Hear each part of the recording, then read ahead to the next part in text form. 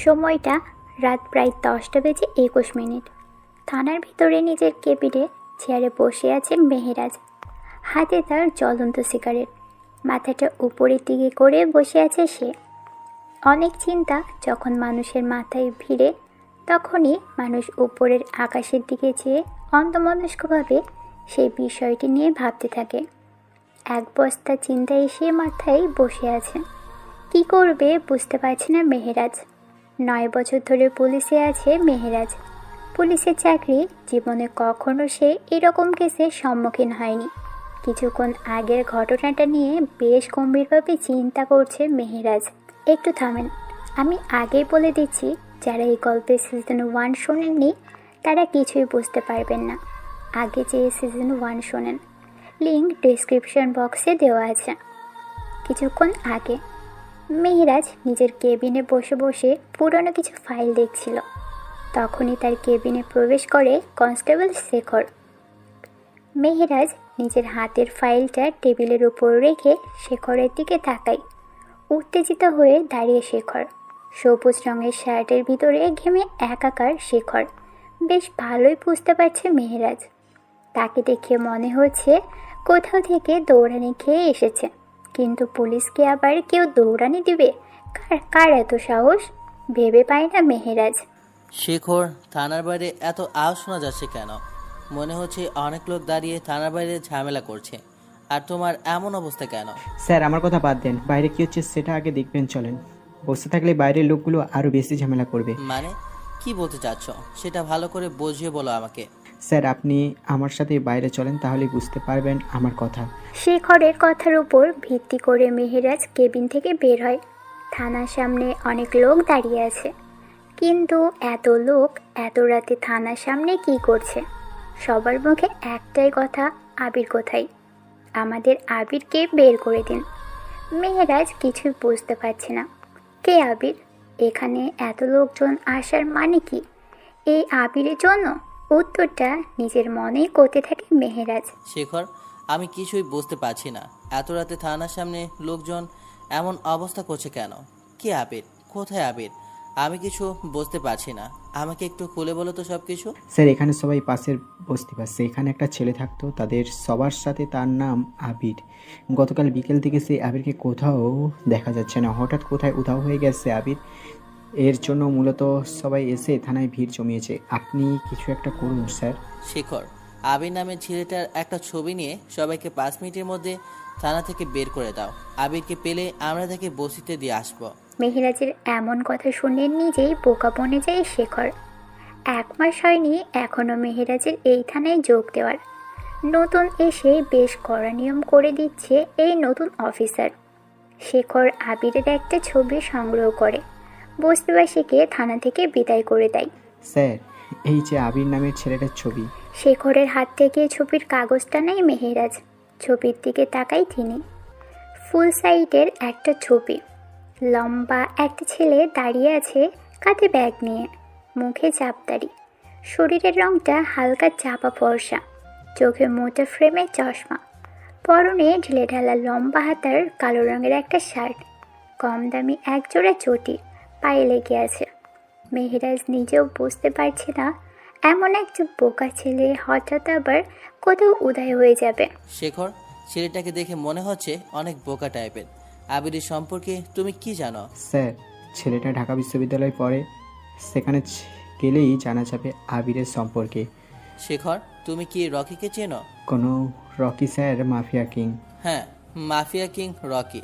সে ছদ্মবেশে ঢাকা বিশ্ববিদ্যালয়ে ভর্তি হয়েছিল। কিছুদিন যেতে না যেতেই হঠাৎ কোথায় যেন হারিয়ে যায় সে।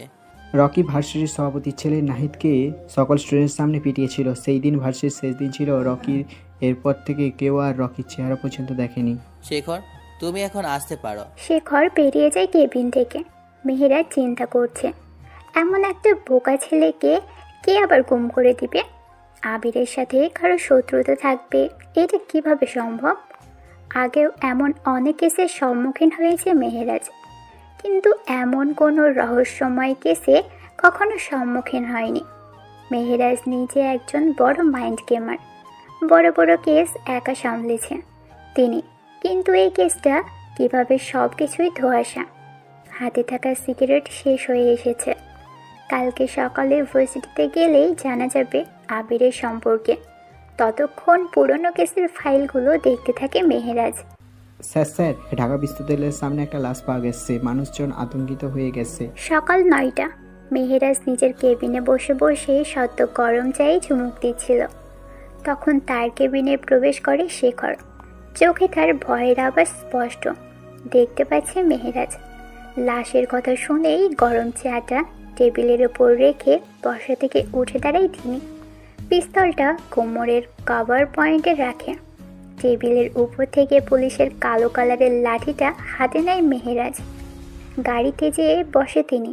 উদ্দেশ্য ঢাকা বিশ্ববিদ্যালয়ের সামনে। একটা লাশ রাস্তায় পড়ে আছে, কাফনের কাপড় দিয়ে মোড়ানো। আশেপাশে কেমন যেন একটা গন্ধ ছড়িয়ে পড়েছে। হয়তো এইটা লাশের তাজা গন্ধ। মানুষজন মুখে কাপড় দিয়ে গন্ধ থেকে বাঁচার চেষ্টা করছে। এখনও লাশের মুখ কেউ দেখছে না। পুলিশ ছাড়া কেউ হাত দিতে সাহস পাচ্ছে না। মেহেরাজের হাতের ইশারায় শেখর চেয়ে ভয়ে ভয়ে লাশের কাফনে মোড়ানো মুখটা খুলে দেয়। মৃত ব্যক্তির মুখটা দেখে ভীষণ ভয় পেয়ে যায় শেখর। কারণ মৃত ব্যক্তির মুখটা কিছুই বোঝা যাচ্ছে না। মনে হয় কেউ বড় পাথর দিয়ে মুখটা থেতলে দিয়েছে। মুখ দেখে লাশটা শনাক্ত করা সম্ভব না। মেহেরাজ লাশটা পোস্টমর্টমের জন্য মর্গে পাঠিয়ে দেয়। শহরের অবস্থা বেশি একটা ভালো না। সবাই আতঙ্কিত। একদিন পরে পরে এমন মানুষ খুন হয়েই যাচ্ছে। পুলিশ অফিসাররা খুনিকে এখনো ধরতে পারেনি। তাহলে কি এমনভাবে শহরে খুন হতেই থাকবে? আর খুনি সাধারণ মানুষের ভিড়ে মিলিয়ে যাবে। এখন অপেক্ষা পোস্টমর্টমের রিপোর্টের জন্য। প্রায় 2 ঘন্টা পর মেহেরাজের হাতে পোস্টমর্টমের রিপোর্ট আছে। রিপোর্টটা দেখে মেহেরাজ অনেক অবাক। কারণ রিপোর্টে এসেছে লাশটা একজন ছেলের। মৃত ব্যক্তিকে কেউ গুলি করে মেরেছে। প্রায় 6টা বুলেট শরীর থেকে পাওয়া যায়। ছেলেটা মারা যাওয়ার পরও খুনি নিজের রাগ কমাতে বড় পাথর দিয়ে মৃত ব্যক্তির মুখমণ্ডলে মেরেছে। কোনো সাইকো টাইপের লোক ছাড়া এমন খুন কেউ করতে পারবে না। 2টা কেস সামনে দাঁড়িয়ে আছে। এক আবিরের নিখোঁজ, 2 সকলের খুনের তদন্তের। কখনো এমন নাজেহাল অবস্থায় পড়েনি মেহেরাজ। টিপ টিপ করে চোখ জোড়া মেলে তাকায় আবির।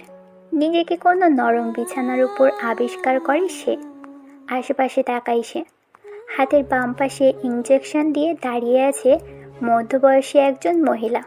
পরনে তার সাদা কালারের নার্সের ড্রেস। আবির বুঝে গেছে সে কোনো হাসপাতালের বেডের উপর শুয়ে আছে। হাতের ডান পাশে পুলিশের পোশাক পরে গম্ভীর মুখে দাঁড়িয়ে আছে একটা পুলিশ অফিসার। পিছনে দাঁড়ানো একটা পুলিশ কনস্টেবল। ছোট থেকেই আবির পুলিশকে ভয় পায়। এখনও তেমনই ভয় পাচ্ছে। আবির উঠে বসার চেষ্টা করে। সাথে সাথে বাম হাতে হালকা ব্যথা অনুভব করে। আবিরের শরীরে স্যালাইন চলছে।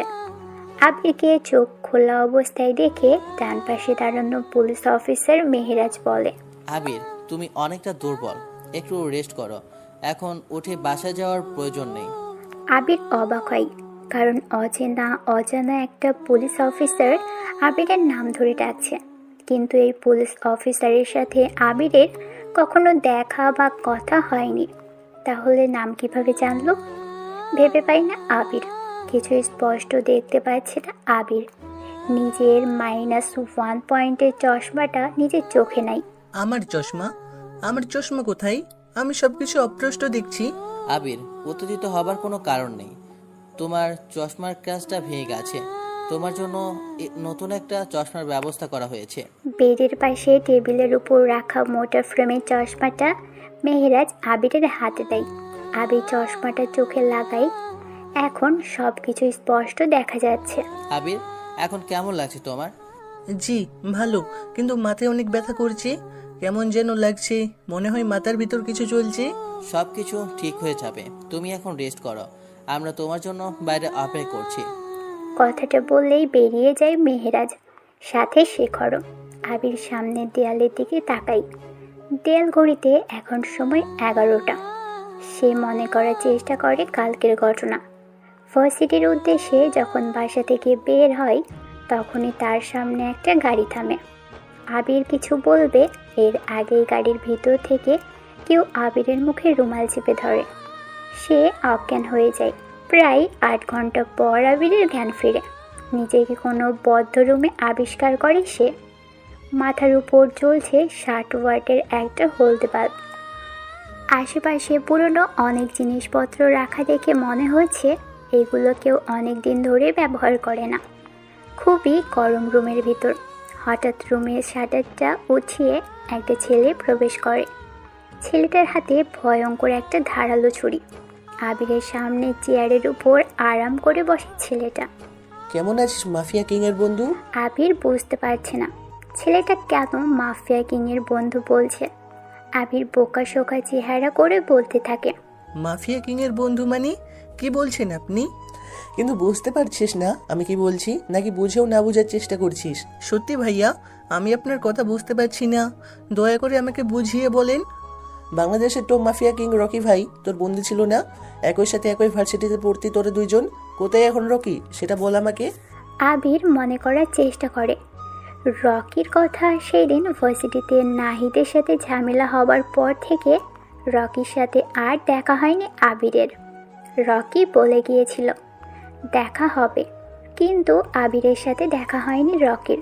আমার সাথে রকির কোনো যোগাযোগ নেই। সেদিন ভার্সিটিতে ওর সাথে আমার শেষ দেখা হয়, এরপর আর দেখা হয়নি। আমি জানি না রকি কোথায়। আবিরের কথাটা বিশ্বাস করে না ছেলেটা। ধারালো ছুরিটা হাতে নিয়ে বলতে থাকে, সত্যি কথা বল, বেঁচে যাবি, নয়তো এই ছুরিটা দিয়ে এখানে শেষ করে দিব। বল রকি কোথায়? ছুরিটা দেখে আবির ভয় পেয়ে যায়। গলার পানি শুকিয়ে গেছে। একটা ঢোক গিলে গলাটা হালকা ভিজিয়ে নেয় সে। ভয় কাতর গলায় বলতে থাকে, ভাই আমার কথাটা বিশ্বাস করেন, আমার সাথে রকির কোনো দেখা হয়নি। আমাকে মারবেন না, দয়া করে ছেড়ে দেন প্লিজ। মিথ্যা, সবকিছু মিথ্যা। তুই একমাত্র জানিস রকি এখন কোথায় আছে। তোর সময় শেষ, মৃত্যুর প্রহর গুনতে শুরু করে এখনই। কথাটা বলে ছেলেটা ধারালো ছুরিটা দিয়ে আবিরের গলার দিকে নিচে থাকে।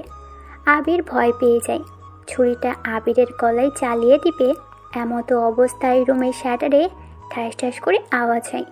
ছেলেটা ছুরিটা নামিয়ে নেয়। আবির হাফ ছেড়ে বাঁচে। হয়তো সৃষ্টিকর্তা আবিরকে বাঁচাতে কাউকে পাঠিয়েছেন। ছেলেটা ভয়ে ভয়ে শাটারের পাশে দাঁড়িয়ে জিজ্ঞেস করে, বাইরে কে? কে শাটার ধাক্কা মারছে? কোন শালা বাইরে দাঁড়িয়ে আছিস? কথা বলছিস না কেন? বাইরে থেকে কোনো প্রতি উত্তর আসে না। ছেলেটা রেগে রুমের শাটারটা উপরের দিকে তুলে। বাইরে দাঁড়িয়ে আছে কোনো এক অজানা আগন্তুক। আবির আর ছেলেটার স্তম্ভিত দৃষ্টির সামনে দিয়ে নীরবে এগিয়ে গিয়ে আগন্তুকটার শূন্য চেয়ারে বসে পড়ে। নিশ্চল নীরব চারিদিক। আগন্তুক এক দৃষ্টিতে তাকিয়ে আছে উপরে ঝুলে থাকা বাল্বের সহস্র আলোক রশ্মির কেন্দ্রস্থলে।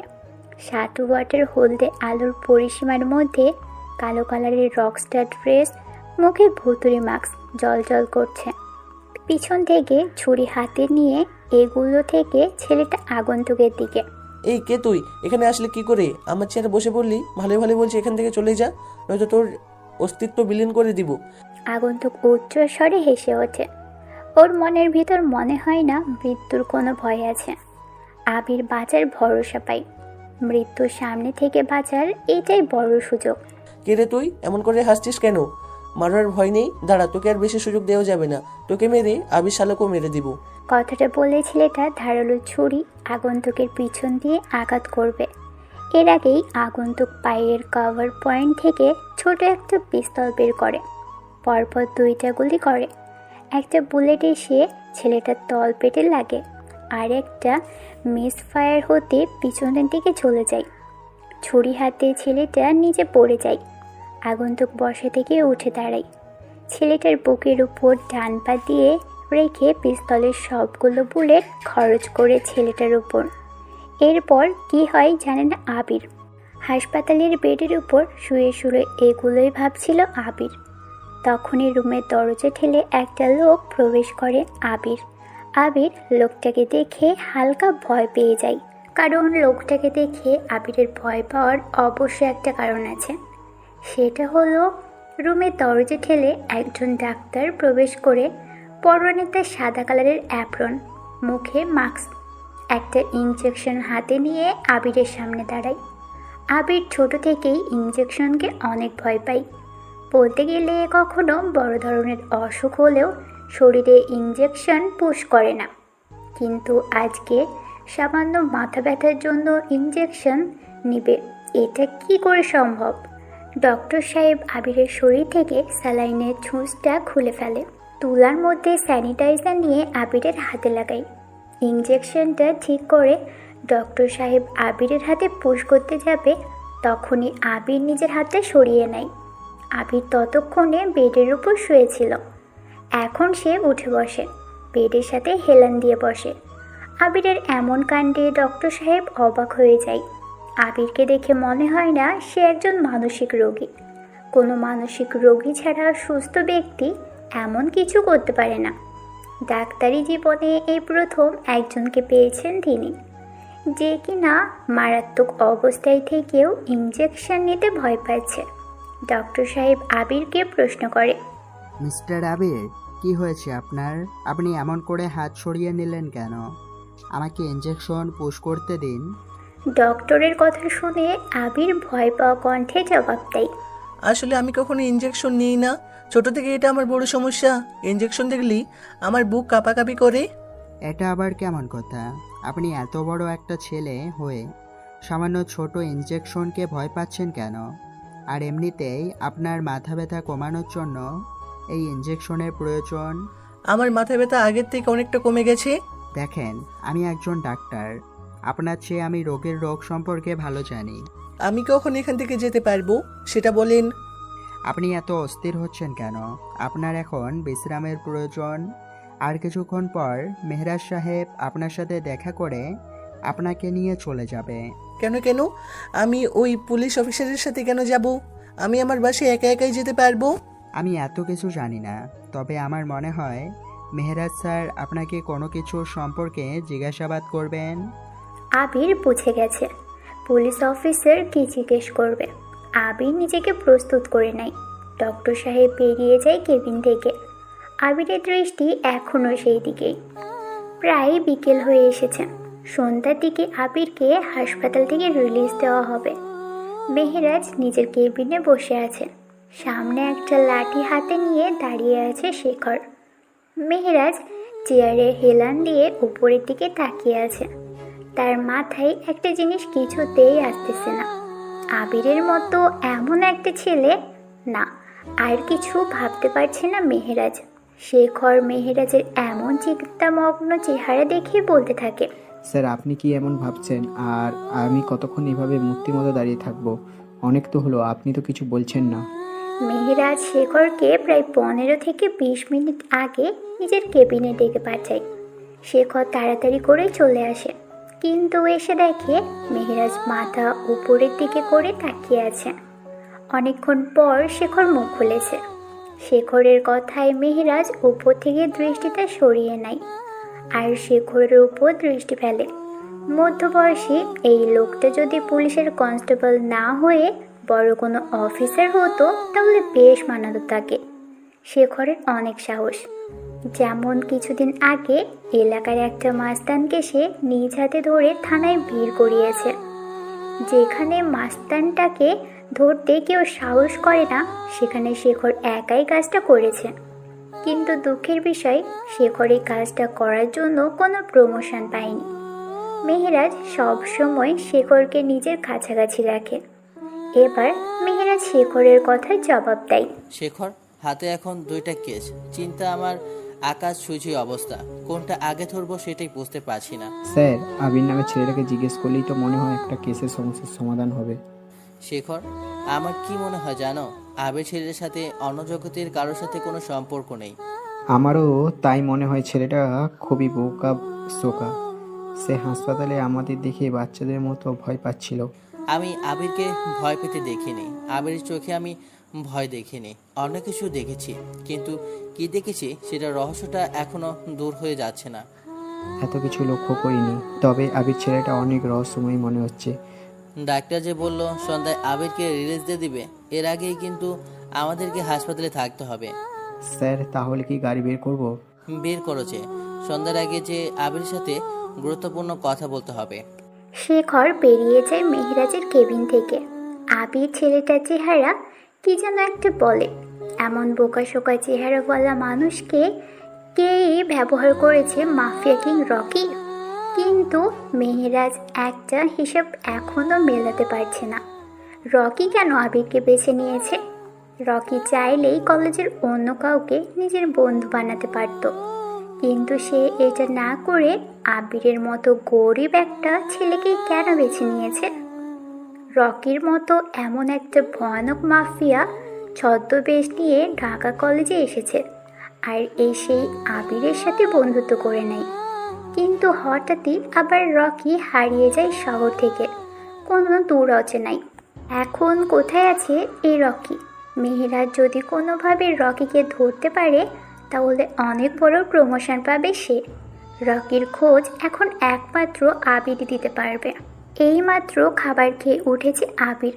হাসপাতালের খাবার যেমন হয় আর কি, 1 প্লেট মোটা চাউলের ভাত, বেশি পানি দিয়ে ডাল। আবির একদিনের বেশি সময় ধরে কিছুই খায়নি। আজকে সকালে জ্ঞান ফেরার পরে ফলমূল ছাড়া অন্য কিছুই খায়নি। বিকেলের দিকে ঘুম থেকে উঠে এখন মাত্র খেয়েছে আবির। শরীরটা এখন মোটামুটি ভালো। আবির যখন জানতে পেরেছে সন্ধ্যায় তাকে রিলিজ দেওয়া হবে, তখনই মনের ভিতর অন্যরকম একটা অনুভূতি কাজ করছে। কিন্তু পরে আবার মন খারাপ হয়ে গেল এটা জেনে যে সকালে সেই পুলিশ অফিসার মেহেরাজ সাহেব আবিরকে কিছু গুরুত্বপূর্ণ প্রশ্ন জিজ্ঞাসাবাদ করবে। কি এমন প্রশ্ন করতে পারে মেহেরাজ যার কারণে আবিরের প্রতি এত যত্ন ওনার? জানা নেই আবিরের। কেবিনের দরজাটা খোলার আওয়াজ পেয়ে আবির সেদিকে তাকায়।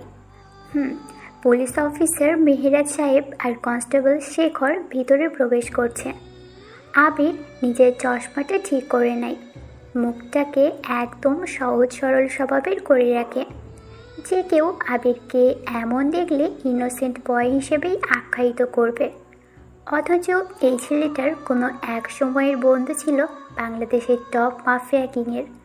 কেউ দেখলে আবিরকে বলবে না সে এত বড় একটা ভয়ানক মাফিয়ার অতি কাছের বন্ধু।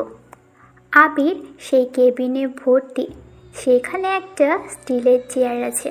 মেহেরাজ সেই চেয়ারটা টেনে বসে, পাশে দাঁড়িয়ে আছে শেখর।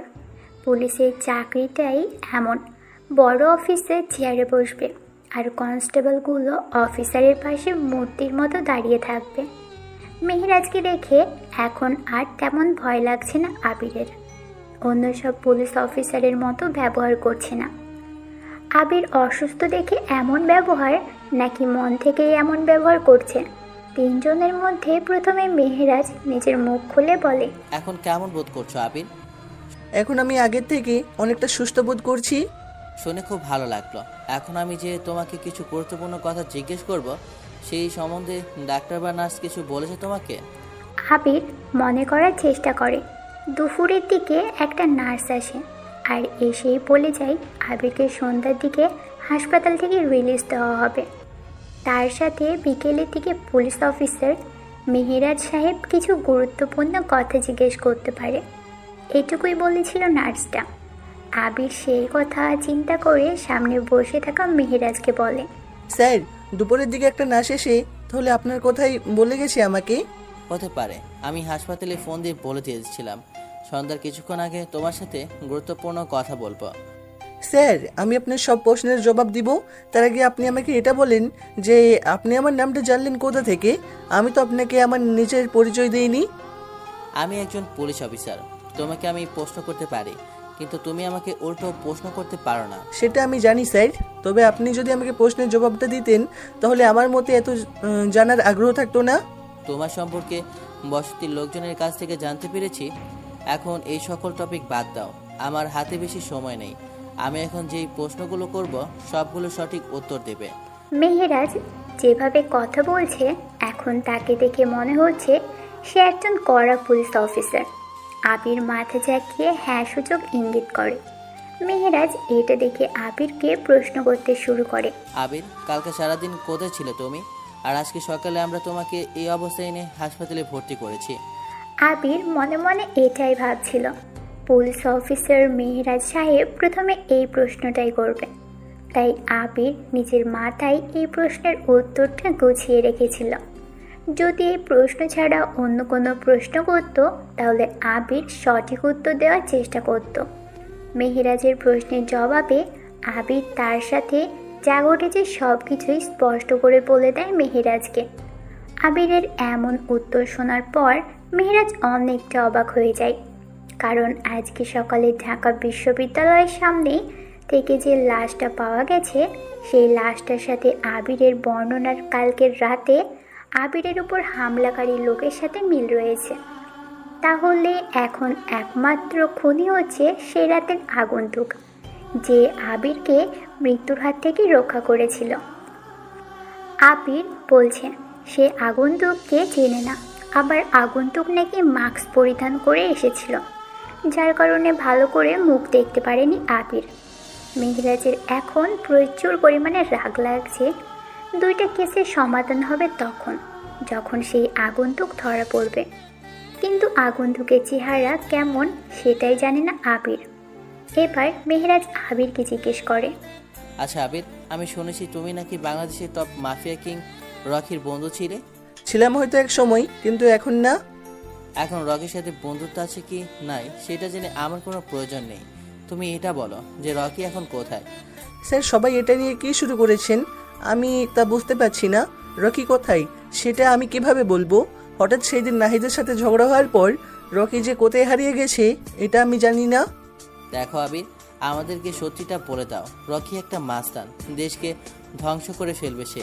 আমরা যদি তাকে ধরতে পারি তাহলে দেশ থেকে একটা আতঙ্ক কমে যাবে। আমি যতদূর পর্যন্ত জানি রকি ভয়ঙ্কর মাস্টার হলেও 70 প্রদেশে চলে খারাপ মানুষগুলোকে এসে বেছে বেছে মারে, আর এতেই দেশ থেকে খারাপ মানুষ ধ্বংস হয়ে যায়। খারাপ মানুষকে শাস্তি দেওয়ার জন্য আইন আছে, সে কেন এগুলো করে মানুষের মন থেকে সুখ কেড়ে নিচ্ছে? আমরা সবাই একত্রিত হয়ে বিচার করতাম। স্যার, আপনি আমার কথা হয়তো বিশ্বাস করতে পারছেন না। আসলে রকি আমার বন্ধু ছিল ঠিকই, কিন্তু সে আমাকে শেষ কথা এটাই বলে গিয়েছিল সে আবার ফিরে আসবে। কোথায় সে? আমি বুঝতে পারছি বিষয়টা। এখন তোমার সাথে রকির কোনো যোগাযোগ নেই, তাহলে কে নিয়ে যেতে পারবে আমাকে রকির কাছে? আমি শুনেছি স্যার, রকির একটা ভাই আছে, কিন্তু কি যে তার নাম সেটাই মনে পড়ছে না। আর সে থাকে কোথাও এটাও জানি না। সবাই নিজেকে গোপন রাখার চেষ্টা করছে। আমি রকিকে নিজ হাতে আমার থানার 14 শিকের ভিতরে এনে ভরবো। মেহেরাজের কথা শুনে আবির মুচকি হাসে। একটা সাধারণ পুলিশ অফিসার রকির মতো মাফিয়া কিংকে ধরে জেলে ঢোকাবে, ভাবতেই অবাক লাগছে। এখন এটাই বিশ্বাস করতে হবে আবিরকে, কারণ সামনে বসে আছে একটা পুলিশ।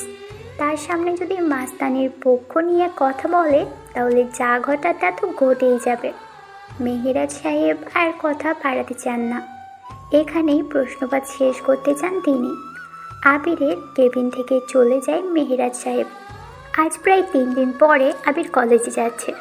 আগের মতো করেই একই ড্রেস আপ নিয়ে ভার্সিটিতে এসেছে সে। এখন একটাই ভয় কাজ করে আবিরের মনের ভিতর, যদি নাহিদের সাথে দেখা হয়ে যায় কোনোভাবে, আর নাহিদ যদি বলে বসে রকি কোথায়, কি জবাব দিবে তখন আবির? মুখের ভাষা কোথায় হারিয়ে যাবে সে সময়। রকির সাথে থেকে না হয় সেদিন বেঁচে গেছিল, কিন্তু আজ বাঁচাবে কে? শয়তানের নাম নিতে না নিতেই শয়তান এসে উপস্থিত হয়ে গেছে। নাহিদ তার বন্ধুদের নিয়ে সেই আগের নির্দিষ্ট জায়গায় বসে বসে আড্ডা দিচ্ছে। এখন যদি আবির ক্লাসে যাই তাহলে নাহিদদের সামনে দিয়েই যেতে হবে। আবির কোনো কিছু না ভেবেই ক্লাসের দিকে হাঁটা ধরে। সামনে গেলে যে বিপদ এটা জেনেও আবির থামে না। নাহিদ সামনে তাকিয়ে দেখে আবির আসছে। প্রতিদিনের ন্যায় আজকেও নাহিদ বাইকের উপর আরাম করে বসে সিগারেট টানছে, আর সামনে দিয়ে চলে যাওয়া মেয়েগুলোর সাথে ইফটিজিং করছে। রকি সেদিন যখন ভার্সিটির সকলের সামনে নিজের ক্ষমতা দেখিয়ে নাহিদকে মেরেছিল, সেদিন থেকে নাহিদের একটাই প্রতিজ্ঞা, সেটা হলো রকিকে নিজ হাতে মারা। রকিকে এখন আর শহরে দেখা যায় না। যদি নাহিদের সামনে রকি পড়ে যায় তাহলে রকিকে শেষ করে দিবে নাহিদ। আরাফের কথা শুনে নাহিদের মুখ থেকে জ্বলন্ত সিগারেটটা নিচে পড়ে যায়। এটা নাহিদ কাকে দেখছে? আবির? সে বেঁচে আছে কি করে? নাকি মৃত্যুর পর আত্মা হয়ে এসেছে? আত্মা হলে তো নাহিদ একাই দেখত, কিন্তু আরাফও সাথে দেখেছে।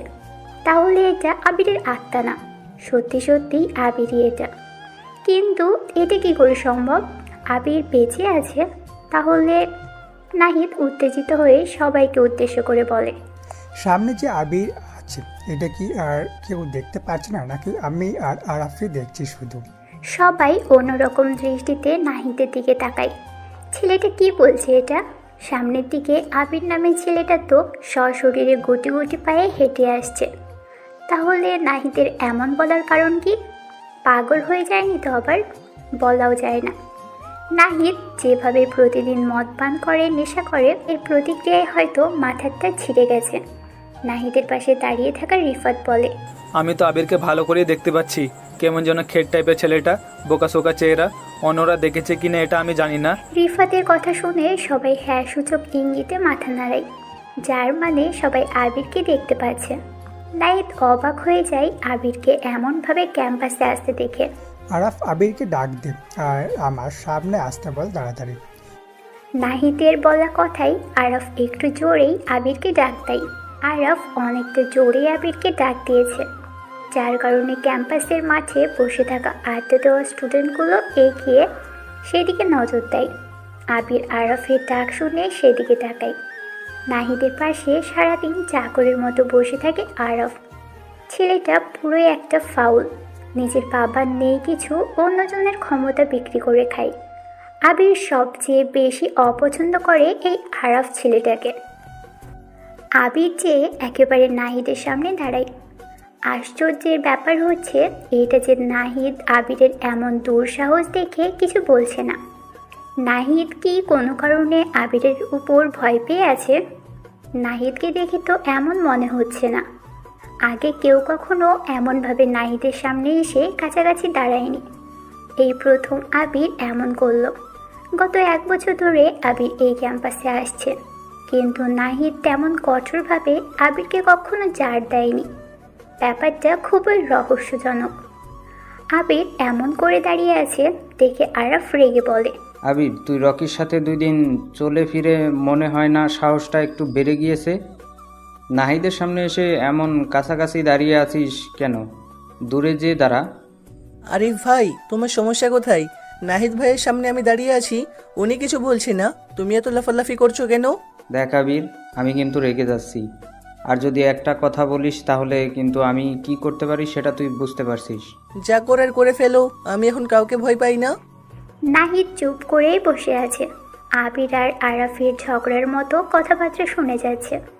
কাউকে কিছু বলছে না।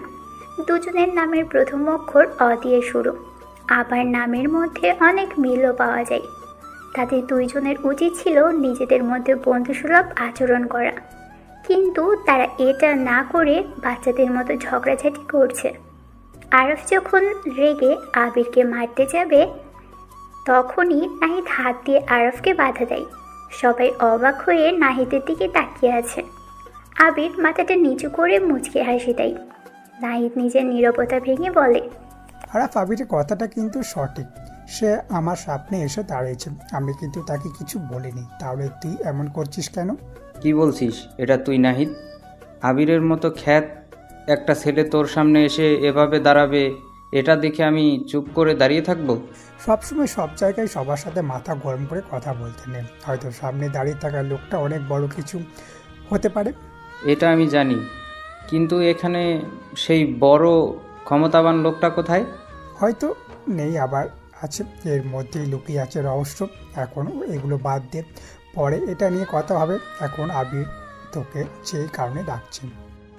জি ভাইয়া, বলেন। নাহিদের চোখ যায় আবিরের মাথার দিকে। এতক্ষণ নাহিদ দেখেইনি যে আবিরের মাথায় সাদা কাপড়ের ব্যান্ডেজ করা। আবির কি তাহলে মাথায় কোনো বড় ধরনের আঘাত পেয়েছে? না হলে তো মাথায় এমন সাদা কাপড়ে দিয়ে ব্যান্ডেজ করা থাকতো না। কিন্তু আবির আঘাত পেয়েছে কিভাবে? নাহিদ আবিরকে প্রশ্ন করে। আবির, তোর কপালে এমন ব্যান্ডেজ করে কেন? মাথায় কিভাবে ব্যথা পেয়েছিস? উপস্থিত সবাই আবিরের কপালের দিকে তাকায়। সত্যি ছেলেটা বড় কোনো আঘাত পেয়েছে। সাদা কালারের ব্যান্ডেজের উপর রক্তের দাগ লেগে আছে। আবির নিজের কপালে হাত দিয়ে মুচকি হাসে। মুচকি হেসেই বলে, তেমন কিছু না ভাই, রাস্তার পরে গিয়ে সামান্য ব্যথা পেয়েছি। মিথ্যা কথা বলার প্রয়োজন নেই, আমি জানি তুই কিভাবে ব্যথা পেয়েছিস। আবির অবাক হয়ে বলে, আপনি জানেন মানে কিভাবে? আমার ব্যথা হওয়ার কথা আমি ছাড়া বাইরের কেউ জানে না, আপনি কিভাবে জানলেন? আমি তোকে উত্তর দিতে বাধ্য নই। এখন তুই এটা বল যে তোর কাছের বন্ধু রকি কোথায়? আমাকে সামান্য মেরে তো চলে গেছে, আর ক্যাম্পাসে আসে না। আবির যেটার ভয় পাচ্ছিল সেটাই হয়েছে। আবির একটা জিনিস বুঝতে পারছে না, কিছুদিন ধরে সে যেগুলো ভাবছে তার সত্যি সত্যি হয়ে যাচ্ছে। মানুষ নাকি ভোরে স্বপ্ন দেখলে তা পূরণ হওয়ার সম্ভাবনা থাকে। আবির দিনের বেলা যা চিন্তা করে ওর সাথে ঠিক তেমনটাই ঘটে। এর মধ্যে কোনো মিস যায় না। আজকে সে ভার্সিটিতে আসার সময় রাস্তায় দাঁড়িয়ে ভাবছিল ক্যাম্পাসে নাহিদের সাথে দেখা হলে সে যদি আবিরের কথা জিজ্ঞেস করে তাহলে। এখন সেই কথাটাই বাস্তব বলে নাহিদ প্রমাণ করে দিল। আবির জানে নাহিদ অনেক খারাপ একটা ছেলে, যখন তখন খারাপ কিছু করে দিতে পারে। এখন যদি আবির বলে সে জানে না রকি কোথায়, তাহলে নাহিদ কি করবে সেটা বেশ ভালোই উপস্থিত করতে পারছে আবির। আবির মিথ্যা কথা বলতে পারে না, মুখ দিয়ে আটকে যায় মিথ্যা কথা বলার সময়। আবির আর কিছু ভাবতে চায় না, সত্যি কথা বলে দিবে এমন সিদ্ধান্ত নেয় সে। ভাইয়া, আমি আসলে জানি না রকি এখন কোথায়।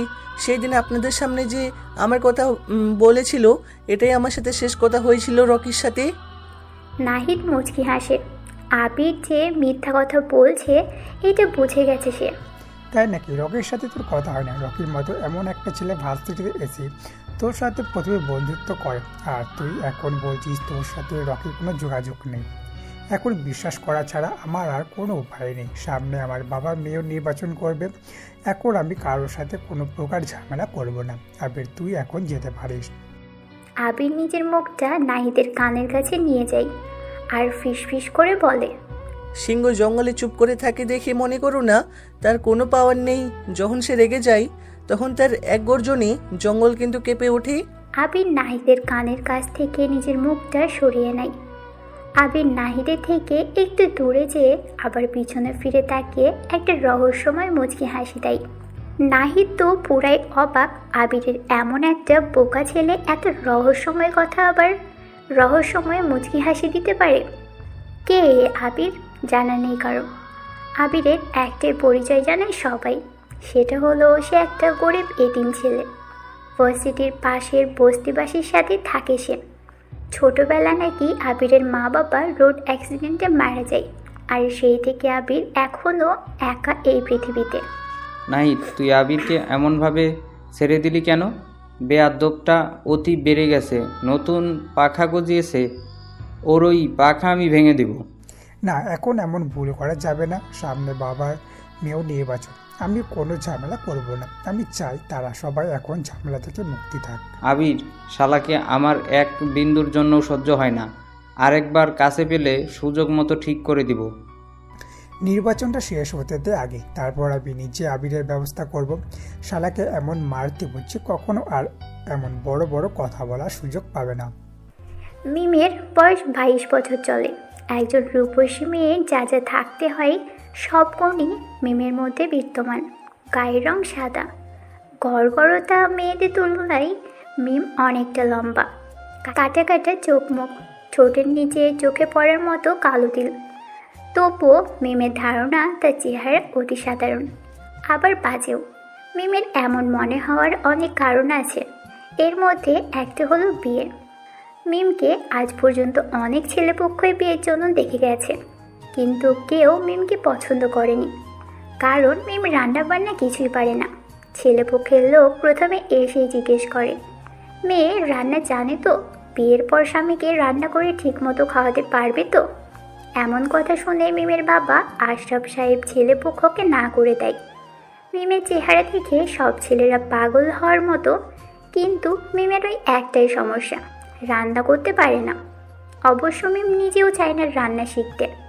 রান্না শিখে ফেললে যে কোনো ছেলেপক্ষ মিমকে নিতে রাজি হবে। মিম চায় না মা বাবাকে ছেড়ে অন্য কোথাও চলে যেতে, কিন্তু মেয়ে হয়ে জন্ম নিলে তো স্বামীর ঘরে যেতেই হবে। এখন মিম বাসায় থাকলে তার একটাই কাজ, মায়ের সাথে রান্নাঘরে রান্না শেখা। মিম এতে খুবই বিরক্ত বোধ করে। আজ 2 দিন পর মিম বাসা থেকে বের হয়েছে ভার্সিটির উদ্দেশ্যে। এই 2 দিন সে মায়ের সঙ্গে রান্না শিখেছে, অনেকটা শিখে গেছে রান্না। মিমের রান্নার প্রতি তেমন কোনো আকর্ষণ নেই। ক্যাম্পাসের মাঠের এক কোণে দাঁড়িয়ে আছে প্রীতি। মিমের সাথে প্রথম বর্ষে পড়ে সে। এখন বলতে গেলে প্রীতি আর মিম দুইজন খুব ভালোই বন্ধু। তাদের মধ্যে সুন্দর একটা সম্পর্ক গড়ে উঠেছে। মিম লম্বা লম্বা পায়ে এসে প্রীতির সামনে দাঁড়ায়। প্রীতি মিমকে দেখে নিজের হাত ঘড়ির দিকে তাকায়। ঠিক 15 মিনিট লেট করেছে মিম। প্রীতি রেগে বলে, এই তোর আসার সময় হলো? সেই কখন ফোন করে বলেছিলি অপেক্ষা করতে, আর 5 মিনিট লাগবে। এই তোর 5 মিনিট? আমি অনেক অনেক দুঃখিত প্রীতি, আসলে বাসার সামনে দাঁড়িয়ে ফোন করেছিলাম তোকে। যদি সঠিক সময়ে রিক্সা পেয়ে যেতাম তাহলে ঠিকই চলে আসতাম। 5 মিনিটের রাস্তা, সেটাও নাকি রিক্সা দিয়ে আসতে হয়? ক্যাম্পাস থেকে আমার বাসায় 5 মিনিটের দূরত্ব না, আরো বেশি সময় লাগে আসতে। হয়েছে হয়েছে, থাম এবার তুই। ক্যাম্পাস থেকে তোর বাসা কতটুকু দূরত্ব সেটা আমার জানা আছে। এখন এটা বল, গত শুক্রবারে যে ছেলেপক্ষ তোকে দেখতে এসেছিল তারা কি বলে গেছে? আর বলিস না ছেলেটার কথা, আমার থেকে অনেক খাটো। আমি আর সে যদি একসাথে দাঁড়াই তাহলে আমার থেকে 5 থেকে 6 ইঞ্চি ছোট দেখাবে। এত ছোট হবে না মনে হয় তোর থেকে। তার ছেলেটার চেহারা সম্পর্কে কিছু বল আমাকে। মুখটা সাদা, ক্লিন শেপ করা, নাকের নিচে হিটলারি গোফ রেখেছে, মাথায় চুল তেমন একটা নেই বললেই চলে, কেমন যেন দেখতে। আর সবচেয়ে বড় কথা হলো ছেলেটা হলো ব্যাংকার। বুঝতে পেরেছি। এখন তোর বাবা মা কি বললো ছেলেপক্ষকে? কি আর বলবে, বলেছে পরে জানানো হবে তাদের। এরপর আর কি হয়েছে আমি তা জানি না। ক্লাসের সময় হয়ে এসেছে, চল ক্লাসের দিকে যাওয়া যাক। মিম আর প্রীতি ক্লাসের দিকে রওনা দেয়। তখনই মিম আর প্রীতি কথা বলতে বলতে নিজেদের ডিপার্টমেন্টের দিকে যাচ্ছে। মিমদের ডিপার্টমেন্টে যেতে হলে প্রথমে লাইব্রেরিটা পেরিয়ে যেতে হয়। লাইব্রেরির কাছাকাছি যখন দুইজন এসে পড়েছে তখনই মিমের সাথে কারো ধাক্কা লাগে। প্রীতি অন্য পাশে ছিল বলে সে ধাক্কা খায়নি। এমন সামান্য ধাক্কায় মিমের কিছু না হলেও সামনে যার সাথে ধাক্কা লেগেছে তার অবস্থা করুণ। কেননা মিমের সামনের ব্যক্তিটা নিচে পড়ে গেছে। নিচে অনেকগুলো বই পড়ে আছে, হয়তো নিচে পড়ে যাওয়া ছেলেটারই বই হতে পারে। ছেলেটা মাথা নিচু করে রেখেছে, যার কারণে মিম বুঝতে পারছে না কে। মিম ভদ্রতার খাতিরে নিচে পড়া বই তুলতে ছেলেটাকে সাহায্য করবে, তখনই ছেলেটা মাথা উঁচু করে। ক্যাম্পাসের হাবাগোবা বোকা ছেলে এটা, আর কেউ না, আবির নিজেই। আবির কিছু গুরুত্বপূর্ণ বই নেওয়ার জন্য লাইব্রেরিতে গিয়েছিল। অনেক সময় ধরে খোঁজ করার পর 3টা বই সে বের করতে পেরেছে। আবির যখন ভার্সিটিতে ঢুকেছিল তখন সবাই আবিরের দিকেই তাকিয়েছিল। এক এক করে সবাই বোঝার চেষ্টা করছিল আবিরের মতো বোকা ছেলেটা কেন লাইব্রেরিতে এসেছে। তার তো এখানে কোনো কাজ নেই। আবির যে ক্লাসের ভালো স্টুডেন্ট সেটাও আবার না। ক্লাসে যখন স্যার ক্লাস করায় তখন আবির অন্যদিকে তাকিয়ে থাকে। আবির কখনো কখনো মাথা নিচু করে বসে থাকে। স্যার ম্যাডামরাও তেমন কিছু বলে না, তারা জানে আবিরকে বললেও কোনো কাজ হবে না, তাই টিচাররা আবিরের সম্পর্কে কোনো ধরনের চিন্তা করে না।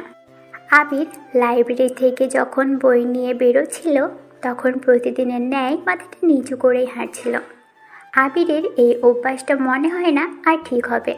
প্রায় 1 বছর ধরে ক্যাম্পাসের সবাই আবিরকে এমন মাথা নিচু করেই রাখতে দেখছে।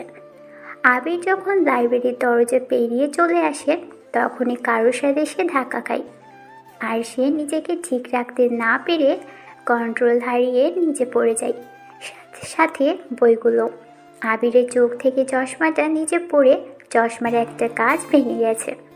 সে আবার চশমা ছাড়া সামনের কোনো কিছু স্পষ্ট দেখতে পায় না। আবির কোনো মতে বইগুলো হাতে নিয়ে দাঁড়ায়। সামনে দাঁড়িয়ে আছে 2টা মেয়ে। একটা মেয়েকে আবির ভালো করেই চিনে। সেটা হলো মিম, আর অন্যটাকে আবির চেনে না। মিমকে আবিরের অনেক আগে থেকেই ভালো লাগতো, কিন্তু রকির ভয়ে আবির এটা বলতে পারতো না, কারণ রকি মিমকে পছন্দ করত।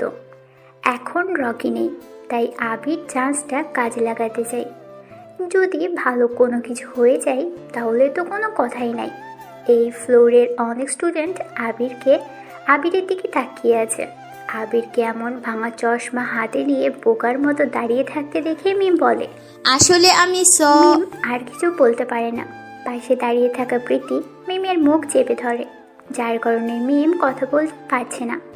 সামনে দাঁড়ানো আবির বোকার মতো চেয়ে আছে দুইজনের দিকে। মিম মেয়েটা কি যেন বলতে চাইছিল, কিন্তু প্রীতি মুখটা চেপে ধরে। কি সাংঘাতিক ব্যাপার, প্রীতির মনে কি চলছে সেই একমাত্র জানে। মিম প্রীতির থেকে ছোটার জন্য জোড়াজুড়ি করছে। প্রীতি ছাড়ার বান্দা না, তাই মিম প্রীতির সাথে জোড়াজুড়িতে পেরে উঠছে না। আবির এমন দৃশ্য দেখে প্রীতিকে উদ্দেশ্য করে বলে, এ কি করছেন আপনি? মেয়েটার সাথে এমন জড়াজড়ি করছেন কেন? প্রীতি আর মিম দুজনেই তাকায় আবিরের দিকে। একটা মেয়ের সাথে ধাক্কা লেগে পড়ে গেছে, নিজের চশমাটাও আস্ত নেই, একটা স্ক্যাচ ভেঙে গেছে, অন্যটা যাই অবস্থা। কিন্তু অবাক করার বিষয় হচ্ছে আবির একটা শব্দ পর্যন্ত করেনি। আবির ছাড়া এখানে অন্য কোনো ছেলে থাকলে মিমের নিশ্চিত 12টা বাজিয়ে ছাড়ত। এতক্ষণ চুপ করে দাঁড়িয়ে থাকা ছেলেটা এখন কথা বলছে, আবারও নিজের জন্য নয়, অন্যের জন্য। প্রীতি নিজের মুখটা মিমের কাছাকাছি নিয়ে ফিসফিস করে বলে, দেখ মিম, ছেলেটা কেমন হাবাগোবা বোকার মতো করে দাঁড়িয়ে আছে, চল এর সাথে এখন একটু মজা নেওয়া যাক। মিম প্রীতির এই প্রস্তাবে রাজি হয় না, তাই মাথা দিয়ে না না ইশারা করে। প্রীতি আবারও বলে, আরে তুই ভয় পাচ্ছিস কেন? আমি থাকতে তোর কোনো চাপ নিতে হবে না, তুই শুধু আমার পাশে দাঁড়িয়ে থাকবি আর দেখবি আমি কি করি। আবির বুঝতে পারছে না প্রীতি মিমের কানে কানে কি এমন কথা বলছে যা আবিরের সামনে বলতে পারছে না। হয়তো তাদের কোনো গুরুত্বপূর্ণ পার্সোনাল কথাবার্তা হবে। আবির শুনতেও চায় না অন্যের কথা, নিজের ব্যস্ততার শেষ নেই, আবার অন্যজনের কথা। দীর্ঘ সময় পর প্রীতি মিমের মুখ থেকে নিজের হাতটা সরিয়ে নিল। মিমের চেহারাটা ফর্সা আকৃতির, প্রীতির হাতের ছাপগুলো স্পষ্ট মিমের চেহারায় দেখা যাচ্ছে। জায়গাগুলো কেমন যেন লাল আকৃতি ধারণ করেছে। প্রীতি মেয়েটা এমন নির্দয় না হলেও পারত। আবির প্রীতির প্রতি একটা রাগ সৃষ্টি হয়েছে, কিন্তু সেটা আবির প্রকাশ করতে চায় না।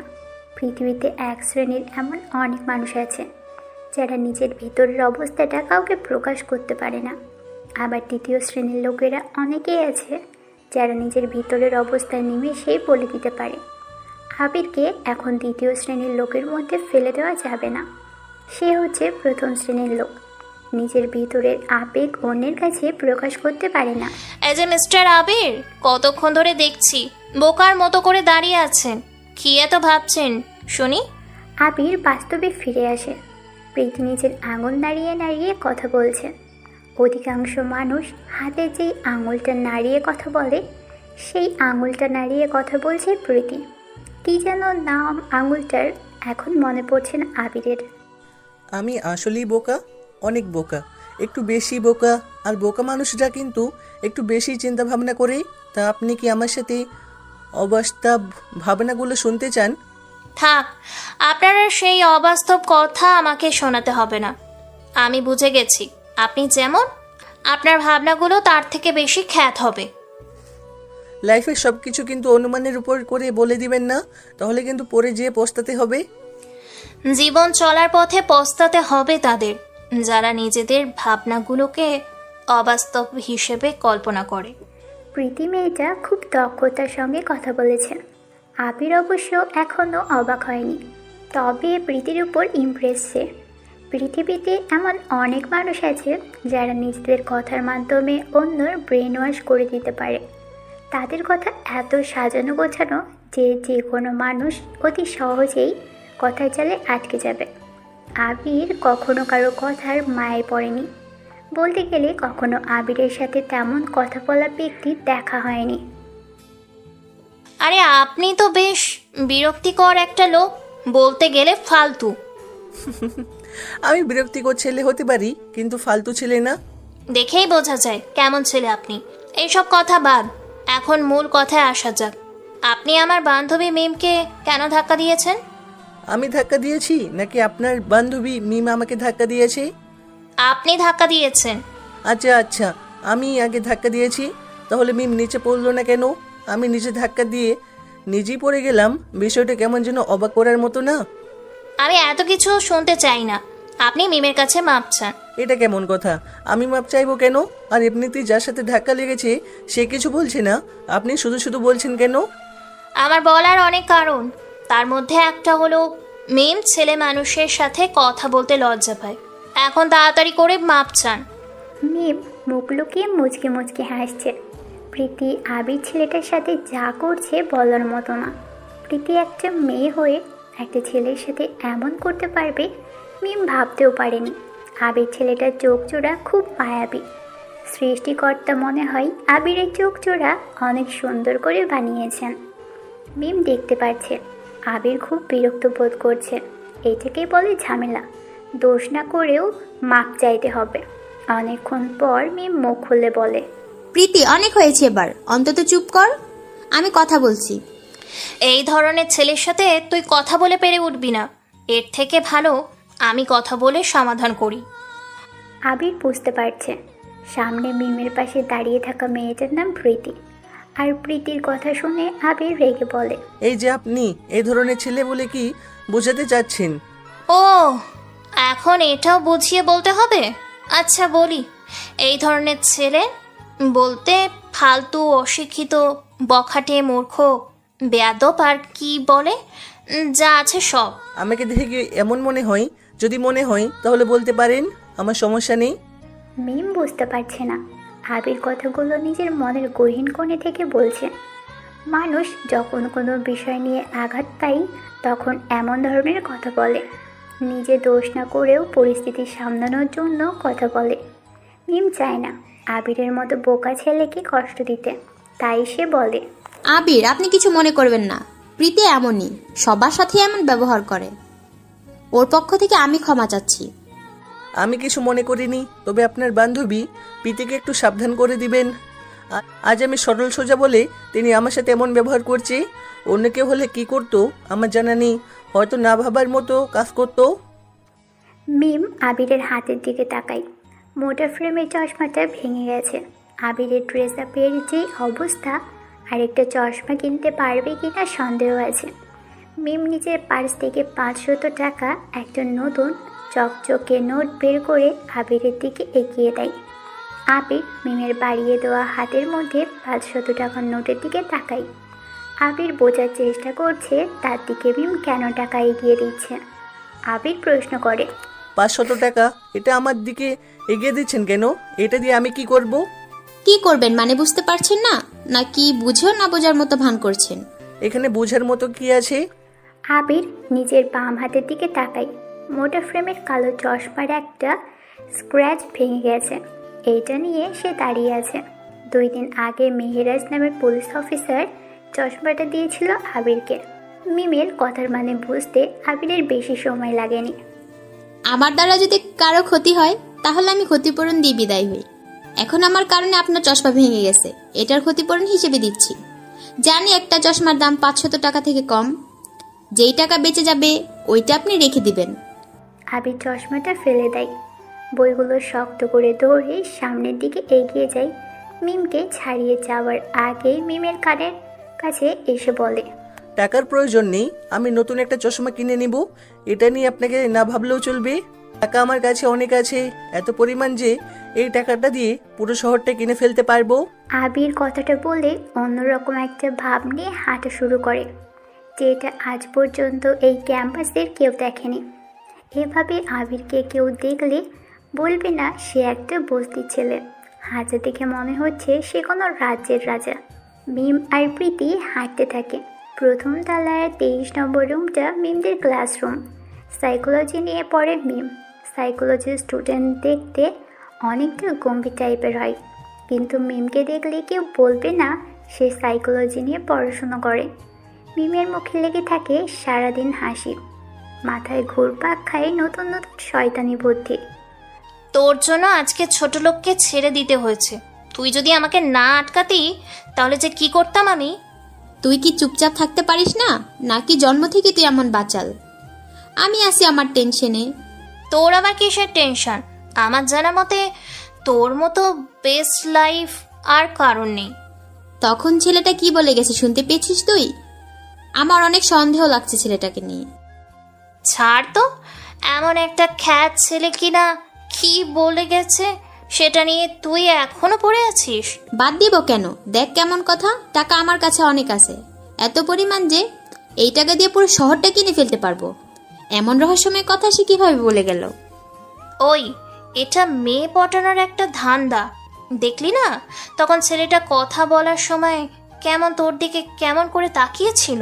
যাই বলিস না কেন, আমি ছেলেটা সম্পর্কে জেনেই ছাড়বো।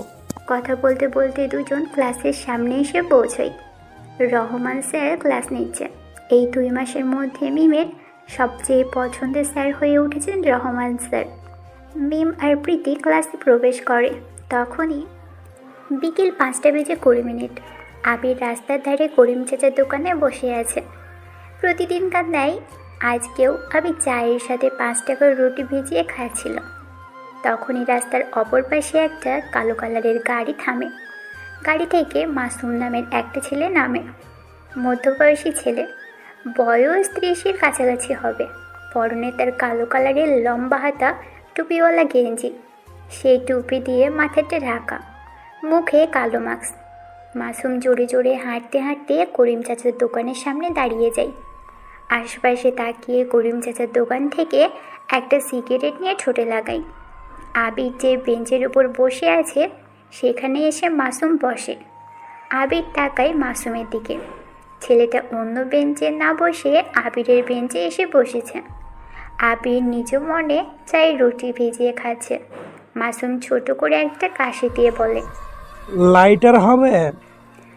আবির রুটিটা খেতে খেতে বলে, আমাকে দেখি কি ওই রকম ছেলে মনে হয় যে লাইটার নিয়ে বসে থাকবো? দেখে তো মনে হয় না তুমি ওই টাইপের ছেলে। যদি হতে তাহলে দোকানে বসে বসে দুধ চায়ের সাথে রুটি ভিজিয়ে খেতে না, সিগারেট জ্বালিয়ে টানতে। আপনি তো দেখি মানুষ দেখেই বলে দিতে পারেন কে কেমন, তাহলে প্রথমে সেটা করেননি কেন? তোমার সাথে কথা বলার জন্য। আমার সাথে কথা বলার জন্য মানে বুঝতে পারছি না।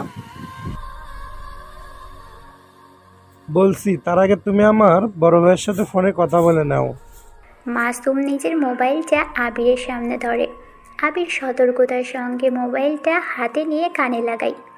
ফোনের ওই পাশ থেকে কারো উচ্চস্বরে হাসার শব্দ শোনা যাচ্ছে। আবির ঘাবড়ে যায়। কে ফোন করেছে আর এভাবে কেন কথা ছাড়া হাসছে কেন? আবির মোবাইলটা মাসুমের দিকে এগিয়ে দিবে, তখনই মোবাইল থেকে একটা কথা বলার শব্দ শোনা যায়। মাসুমের কাছে মোবাইলটা দিবে না। মোটা গলার কণ্ঠে যে পুরুষ একটা আগন্তুক কথাটা বলেছে এতে কোনো সন্দেহ নেই। আগন্তুকের কণ্ঠটা কেমন যেন পরিচিত পরিচিত মনে হচ্ছে আবিরের কাছে। আবির বলে, কে আপনি আর আমার সাথে কথা বলার এত আগ্রহ কেন আপনার? আগ্রহ না, ইচ্ছে বলতে পারো। তোমার সাথে অনেকদিন হলো কথা বলি না, তাই একটু খবর নিলাম আর কি।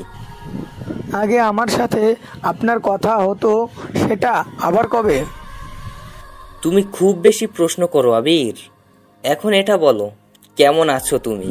বলতে গেলে খারাপ আছি না, দিনকাল ভালোই চলছে। ওই পাশ থেকে আবারও আগন্তুকের হাসি শব্দ শোনা যায়। আবির বুঝতে পারছে না কথায় কথায় লোকটা হাসছে কেন। তোমার দিনকাল তো ভালোই চলবে। আমার পছন্দের মানুষকে তুমি পছন্দ করো, তোমার মনে তো এখন ভালোই রং ফুটেছে। মানে কি বলতে যাচ্ছেন আপনি? আমি কি বলতে চাচ্ছি তুমি হয়তো কিছুটা আন্দাজ করতে পেরেছো। তারপরেও আমি বলেই দেই, তুমি আর মিমের দিকে তাকাবে না। আবির আগন্তুকের কথা শুনে একটু মিমের কথা ভাবতে থাকে। আবিরের জানা মতে মিমকে রকি পছন্দ করত।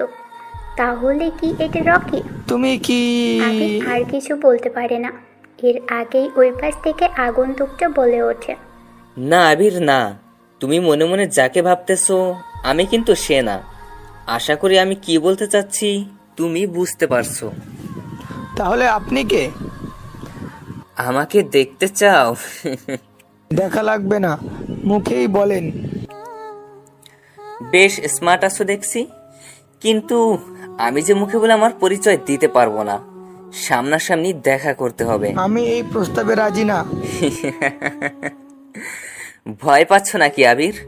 ভয়ের কিছু নেই, আমি অতটাও ভয়ঙ্কর না যতটা তুমি ভাবছো। ভয় পাবো কেন? তাও আবার একটা অচেনা অজানা আগন্তুককে দেখে। তাহলে দেখা করতে সমস্যা কোথায়?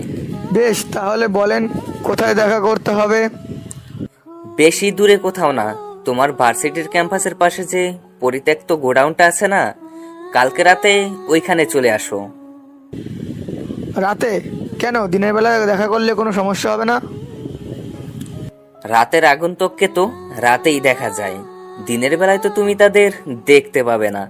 যদি রাতের বেলায় দেখা করতে ভয় পাও তাহলে দরকার নেই দেখা করার। ভয় পাওয়া আমার ডিকশনারিতে নেই। এলাকার লোকেরা আমাকে দেখে বলে আমার বুকের ভিতর নাকি অনেক সাহস আছে। হি হি। ছোট একটা এলাকায় কতজন লোক হবে?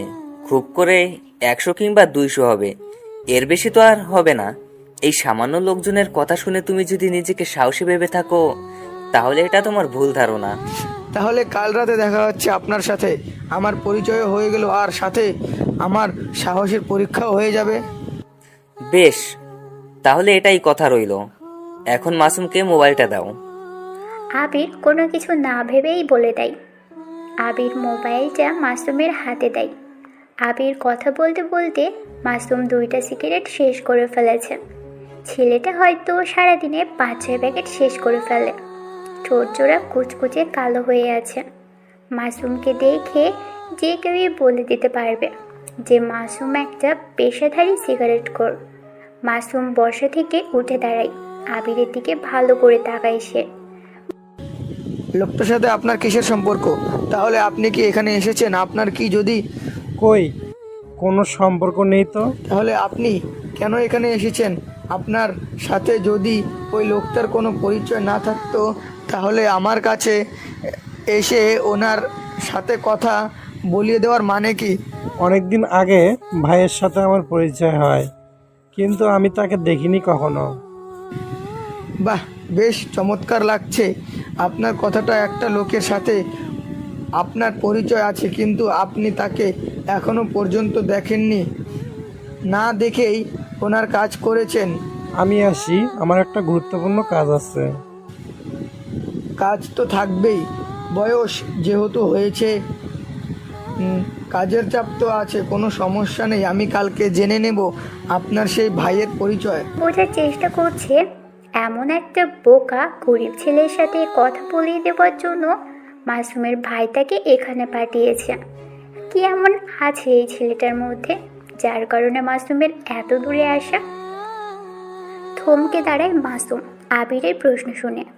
সে এখন কি জবাব দেবে? কোনো জবাব নেই তার কাছে, কারণ মাসুমকে এখানে আসার আগে নিষেধ করে দেওয়া হয়েছিল তার পরিচয় কাউকে না দিতে। মাসুম সেখান থেকে চলে আসে। আবির শুধু তাকিয়ে তাকিয়ে দেখছিল মাসুম কতটা ভয়ের মধ্যে আবিরের সাথে কথাগুলো বলেছিল। সাধারণত মানুষের বয়স যত বাড়তে থাকে তত তার ব্যস্ততা বাড়তে থাকে। জীবনটা একটা নিয়মিত রুটিন মাফিক চলে। যখন আমরা ছোট ছিলাম তখন আমরা খেলাধুলা নিয়ে ব্যস্ত থাকতাম। আস্তে আস্তে যখন বড় হই তখন শুরু হয় পড়াশোনার ব্যস্ততা। পড়াশোনা শেষ হলে চাকরি, ব্যবসা বাণিজ্য ইত্যাদি নিয়ে সারাদিন পড়ে থাকতে হয়। মানুষ এই ব্যস্ততা থেকে মুক্তি পায় জীবনের শেষ বয়সে, কিন্তু তখন তিনি তার ব্যস্ততাহীন সময়টা ভালো করে পার করতে পারে না। নানা ধরনের রোগ শরীরে হানা দেয়। অসুস্থতার জন্য বিছানা থেকে উঠে বাইরে হাঁটার কোনো সুযোগ থাকে না। হঠাৎ করেই এক সময় শরীর থেকে প্রাণটা বেরিয়ে যায় দূর আকাশের অচিরে। আজকেও শেখর থানায় 2জন আসামি ধরে এনেছে। 2জনই ছেলে। মদ খেয়ে রাস্তার মেয়েদেরকে বিরক্ত করার জন্য শেখর এই 2জনকে ধরে নিয়ে এসেছে। মেয়েরা ছেলে 2টাকে ভালো করে চিনে একটা হলো সামাদ সাহেবের ছেলে আরাফাত, আর অন্য আরেকজন আরাফাতের বন্ধু। এই দুইজন মিলে এলাকায় সমস্যা তৈরি করে। সামাদ সাহেব হলো এই এলাকার সাবেক মেয়র, সম্মানিত ব্যক্তির মধ্যে একজন, কিন্তু ছেলেটা হয়েছে বখাটে। মেহেরাজ আরাফাতের সামনে যেয়ে দাঁড়ায়। ছেলেটার মা নেই, ছোটবেলায় জন্ম দেওয়ার সময় মারা গেছে। বাবার বিয়ে না করাই মায়ের আদর থেকে বঞ্চিত হয়েছে, তাই হয়তো আরাফাত এমন বখাটে হয়ে গেছে। আরাফাতের প্রতি মেহেরাজের মায়া হয়, কিন্তু আইন বলে কিছু একটা আছে, তাই মেহেরাজ আরাফাতকে ছাড় দিতে চান না। এই নিয়ে 5 বার শেখর তোদেরকে ধরে থানায় নিয়ে এসেছে।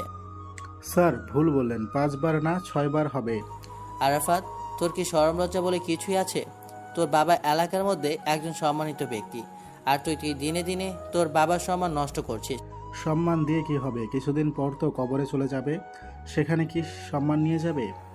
কথাটা বলতে দেরি, কিন্তু আরাফাতের ডান গালে চর পড়তে দেরি হলো না। মেহেরাজই আরাফাতকে চর মেরেছে। কেমন ছেলে তুই, নিজের বাবার নামে এমন কথা বলছিস? আমাকে চর মেরে কাজটা ঠিক করলেন না অফিসার। আপনার মতো শত শত পুলিশ অফিসার এখানে আসবে, কিন্তু আমার কাজ কেউ বন্ধ করতে পারবে না।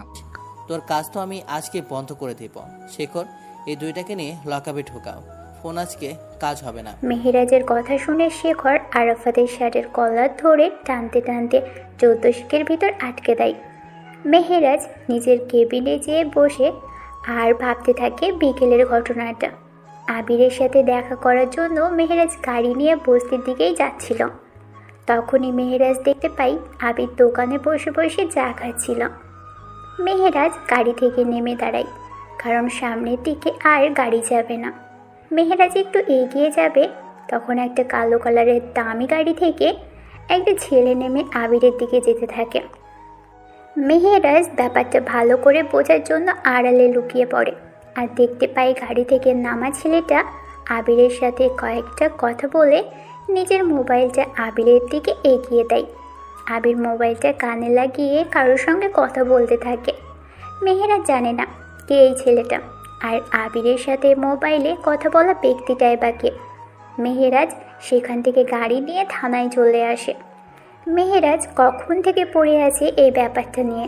সামান্য একটা বস্তি ছেলের সাথে দেখা করতে এত দামি গাড়ি কে আসতে পারে? ব্যাপারটা খুবই রহস্যময় লাগছে। কে আবির? সে কি সত্যি বোকা গরিব ছেলে, নাকি তার অন্য কোনো বড় ধরনের পরিচয় আছে?